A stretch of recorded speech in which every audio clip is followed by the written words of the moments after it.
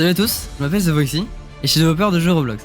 Je vais vous montrer ce que j'ai fait sur Space Conquest, mon jeu qui me tient à cœur depuis maintenant 4 ans. Si vous voulez en savoir plus sur le but du jeu, je vous invite à regarder le premier devlog dans lequel j'ai tout expliqué en bref. Et on va directement attaquer avec les nouveautés de ce dernier mois.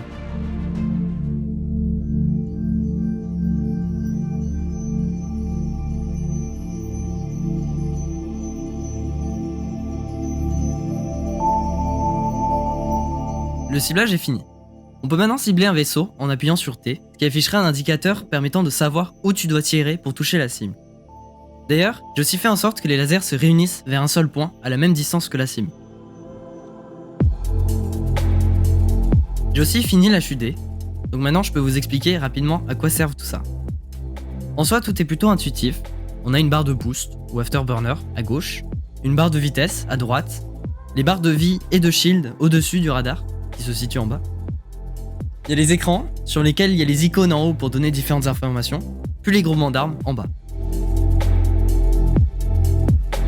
Parmi les petits détails random que j'ai rajoutés, j'ai mis un indicateur à la Star Citizen qui montre la direction du vaisseau pour mieux se repérer. J'ai aussi rajouté les navlights et plein d'autres effets visuels. Donc les effets de propulseur, les particules, les impacts des lasers et les effets de bouclier. La caméra tremble aussi quand tu te fais toucher. Et pour finir, j'ai commencé les explosions des vaisseaux.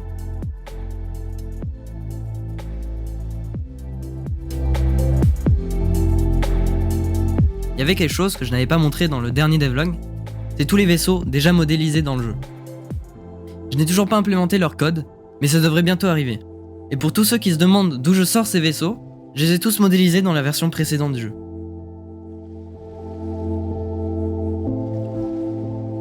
Ensuite, les lasers, dont je n'avais pas trop expliqué le fonctionnement dans le dernier devlog.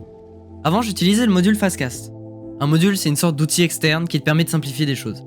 Ici, par exemple, Fastcast permet de créer des projectiles simplement et d'une manière sécurisée et optimisée.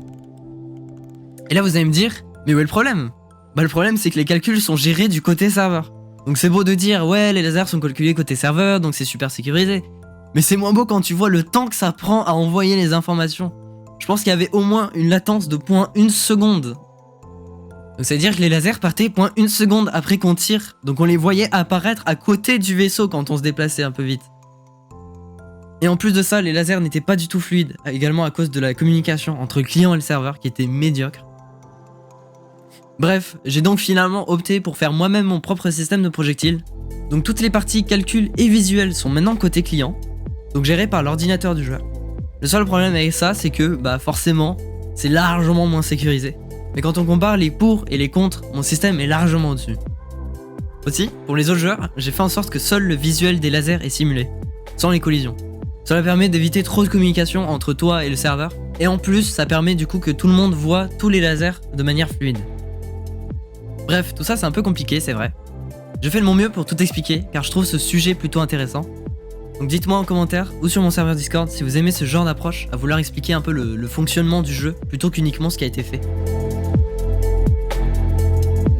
Enfin, j'ai fait les sauvegardes de données. J'ai encore une fois utilisé un module, cette fois-ci Profile Service, qui m'a beaucoup aidé à faire les sauvegardes.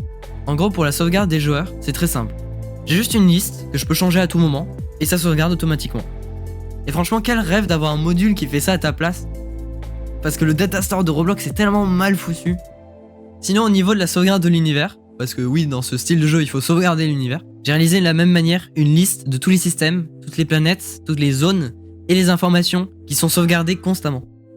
J'ai juste vraiment peur d'une seule chose. Il faut vraiment que je fasse extrêmement attention à ne jamais envoyer cette liste à quiconque, ni à la faire fuiter.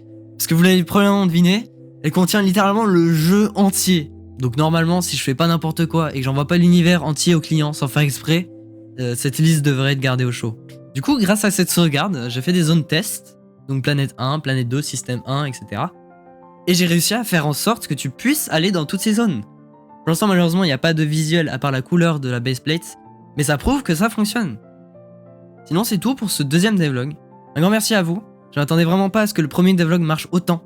Vraiment merci. N'hésitez pas à vous abonner pour ne pas rater le développement du jeu. Et aussi, ça m'aide beaucoup à agrandir la communauté. D'ailleurs, sur mon serveur Discord, je vais bientôt organiser des votes pour le jeu. Je vais aussi faire des candidatures pour les playtesters, donc n'hésitez vraiment pas à venir. Allez, c'est tout pour moi. So long!